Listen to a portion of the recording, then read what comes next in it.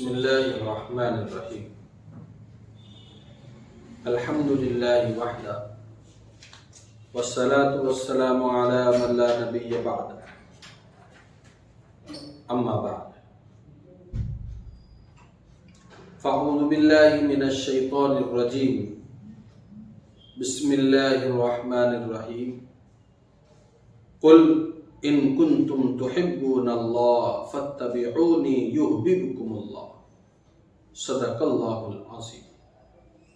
اللہ رب العزت نے اپنے کلام پاک میں ارشاد فرمایا، اے لوگو، اگر تم مجھ سے محبت کرتے ہو تو تم میرے محبوب صلی اللہ علیہ وسلم کی پیروی کرو، ان کی اتباع کرو۔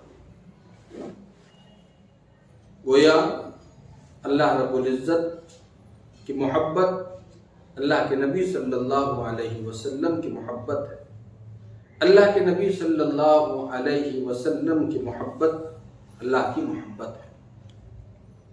اسی بنیاد پر دنیا والوں نے محبت کے کچھ معیار مقرر کیے ہیں۔ ایک حسن و جمال، دو کمال اور نمبر 3 نوال۔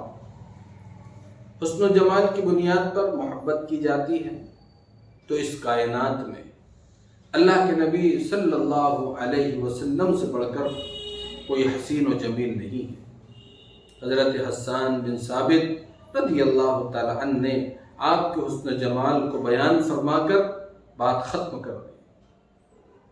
تمام شعراء کے کلام کو ایک پلڑے میں رکھا جائے اور حضرت حسان بن ثابت رضی اللہ تعالی عنہ کے شعر کو ایک پلڑے میں رکھا جائے تو حضرت حسان کا شعر بھاری ہوگا۔ آپ نے فرمایا، وَأَحْسَنُ مِنْكَ لَمْ تَرَ قَطُّ عَيْنِي وَأَجْمَلُ مِنْكَ لَمْ تَلِدِ النِّسَاءُ خُلِقْتَ مُبَرَّأً مِنْ كُلِّ عَيْبٍ كَأَنَّكَ قَدْ خُلِقْتَ كَمَا تَشَاءُ۔ اسی طرح حضرت جابر رضی اللہ تعالی عنہ فرماتے ہیں، ایک موقع پر اللہ کے نبی صلی اللہ علیہ وسلم سرخ لباس زیب تن فرمائے ہوئے تھے۔ میں کبھی 14ویں رات کے چاند کو دیکھتا اور کبھی مدینے کے چاند کو دیکھتا۔ بہت دیر اس کشمکش میں رہنے کے بعد میرے دل نے فیصلہ کیا کہ چاند کے اندر وہ رہنائی نہیں ہے جو محمد رسول اللہ صلی اللہ علیہ وسلم کے چہرے انور میں ہے۔ چاند کے اندر جھائیاں ہیں اور محمد رسول اللہ صلی اللہ علیہ وسلم کا چہرہ انور وہ جھائیوں سے پاک ہے۔ اس لیے دنیا والوں نے جو معیار مقرر کیا ہے جمال اور حسن کو، وہ اتم طور پر نبی کریم صلی اللہ علیہ وسلم کے اندر موجود ہے۔ اس لیے محبت کرنا ہے تو رسول اللہ سے کرو، محبت کرنا ہے تو نبی کریم صلی اللہ علیہ وسلم سے کرو، جن کی محبت اللہ کی محبت ہے اور جن کے طریقے کی پیروی گویا کہ دنیا اور آخرت کی کامرانی ہے۔ دوسرا معیار کمال کا ہے۔ جتنے کمالات ہیں وہ سب نبی کریم صلی اللہ علیہ وسلم کے ذات اطہر کے اندر موجود ہیں۔ آپ کی انگلیوں مبارک سے پانی کے چشمے کا جاری ہونا یہ آپ کا کمال ہے۔ آپ کے ہاتھوں کے اندر کنکریوں کا کلمہ شہادت کا پڑھنا یہ آپ کا کمال ہے۔ درختوں کا دوڑتے ہوئے چل کر آنا اور آپ کو سلام پیش کرنا اور آپ کی نبوت کی گواہی دینا یہ آپ کا کمال ہے۔ مردہ گو کا آپ کی گواہی دینا، آپ کی رسالت کی گواہی دینا یہ آپ کا کمال ہے۔ جانوروں کا آپ کے پاس میں آ کر اپنے مالکوں کی شکایت کرنا یہ آپ کا کمال ہے۔ اور سرکش قسم کے اونٹ آپ کے سامنے آ کر اپنے سر کو جھکا دیں اور اپنی پوری شرارت کو بھول جائے یہ آپ کا کمال ہے۔ اور آپ کا سب سے بڑا کمال وہ معراج کا سفر ہے، جہاں پر تمام کمال ختم ہو جاتے ہیں۔ اللہ تعالیٰ نے کسی نبی کو یہ عطا نہیں فرمایا سوائے محمد الرسول اللہ صلی اللہ علیہ وسلم۔ اس لیے کمال کی بنیاد پر لوگ محبت کرتے ہیں تو تمام کمالات کا مرجع محمد الرسول اللہ صلی اللہ علیہ وسلم کی ذات ہے۔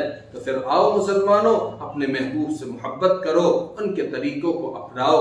کہاں غیروں کے طریقوں کے اندر اور کہاں مغرب کے طرز عمل کے اندر ریچھ رہے ہو۔ مغرب اندھیرے کی جگہ ہے، مشرق اجالے کی جگہ ہے۔ مغرب کے طرز عمل اختیار کرنا گویا کہ اپنی زندگی کو اندھیرے کے اندر ڈبو دینا ہے، اور محمد الرسول اللہ صلی اللہ علیہ وسلم کے طرز عمل کو اختیار کرنا اپنے لیے سرفرازی کا ذریعہ ہے۔ محبت کے معیار کی تیسری چیز عنوان ہے، یعنی سخاوت ہے۔ اللہ کے نبی صلی اللہ علیہ وسلم کی سخاوت مشہور ہے۔